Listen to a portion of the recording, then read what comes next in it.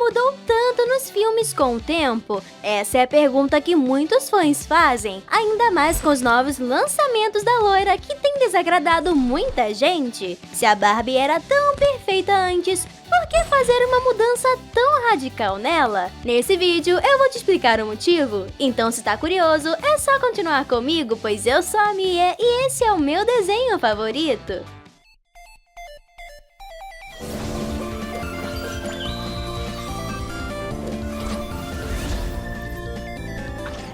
Apesar do filme Barbie em O Quebra-Nozes de 2001 ser considerado a primeira animação que deu vida à boneca, existiu um outro desenho chamado de Barbie, a Estrela do Rock, de 1987, que na verdade seria uma série animada. Porém, a Mattel, a empresa que produz as bonecas da Barbie, não conseguiu entrar num acordo com a empresa que produziria o desenho. E depois de muita confusão entre elas, o projeto foi cancelado e os dois únicos episódios teste que foram distribuídos acabaram se tornando um filme de 2 partes que não é considerado oficialmente como parte do universo dos desenhos da Barbie. O que é bem triste, pois a história da Rockstar seria muito interessante. Nessa série, Barbie seria vocalista de uma banda que viajaria pela galáxia, fazendo vários shows, até que no fim da sua turnê, algo daria errado na viagem e a nave dos músicos os levaria até o passado. E enquanto não encontrassem uma forma de voltar para casa, eles vivem várias aventuras por lá.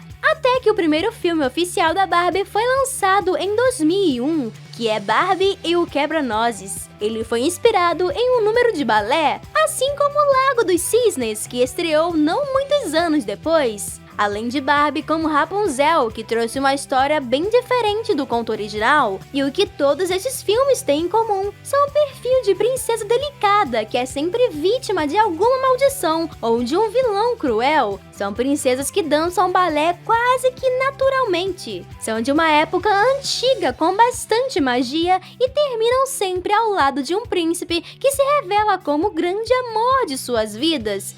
Bem diferente da primeira animação, que apostava numa história futurística e mais real, a animação 2D também foi trocado pelo 3D, e desde então quase 100% dos novos filmes foram criados nesse estilo, com gráficos cada vez mais suaves e bonitos. E com todas essas mudanças, chegaram também as Barbies fadas e sereias, como a franquia Firetopia, e a cada filme novo, a Barbie ia deixando de lado aquela imagem de frágil e delicadinha para se tornar a grande heroína e salvadora de suas próprias histórias, cada vez com menos foco em um romance. A fada do campo de Firetopia, por exemplo, não terminou com ninguém, e olha que um príncipe Nalo e o aprendiz Linden se aproximaram bastante dela, mas no fim das contas se tornaram apenas grandes amigos. Quem parecia ter mais chance com a fada era sua vizinha e melhor amiga, Dandelion. Com o tempo, os filmes se tornaram mais atuais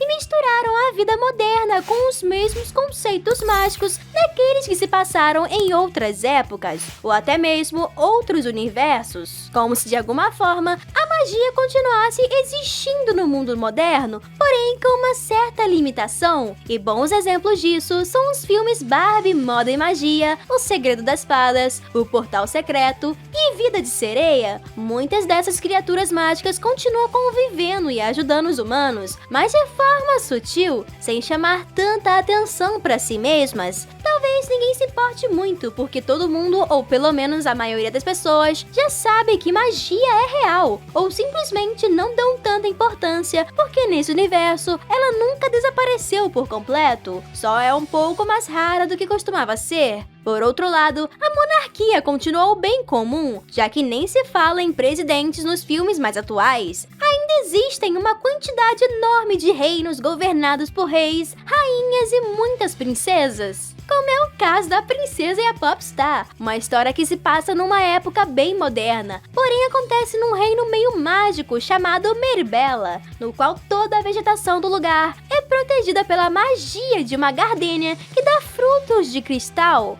A cantora Keira está com um show marcado por lá e a princesa Tori só quer fugir de suas responsabilidades reais. As duas se conhecem e se dão conta de que são muito parecidas. Rapidamente fazem amizade e decidem decidem trocar de lugar por um dia para experimentar um pouco do que a outra vive. História essa bem parecida com a de Barbie em A Princesa e a Plebeia, que conta uma versão bem mais simples, sem direito a nenhum microfone ou escova mágica. Mas o conceito é exatamente o mesmo. Inclusive, até a música que dita as regras de como uma princesa deve se comportar é a mesma, com algumas adaptações, é claro. A grande mudança fica por conta do tipo de gráfico usado nos dois filmes. A Princesa e a Plebeia é de 2004 e A Princesa e a Popstar de 2012. Dá pra ver o quanto os modelos 3D evoluíram e ficaram muito mais bonitos. Só que mudanças nem sempre é positiva. Os filmes que vieram a partir de 2013 não agradaram tanto o público. A cada lançamento, eles mexiam mais e mais no rosto da Barbie, e ela ficava cada vez mais distante da versão original, até que foi definido um novo modelo para a personagem, a partir do filme Uma Aventura de Cachorrinhos, em 2015, e até então ela continua com a mesma cara, mas a maioria dos fãs antigos não gostaram nem desses novos gráficos, nem das novas histórias, que, se comparadas aos dois primeiros filmes, são simples e rasas demais. E se você também é uma das pessoas que gosta das antigas versões da Barbie, já deixa aquele like e se inscreva no canal para mais vídeos da loira. Muito obrigada por assistirem e hasta la vista!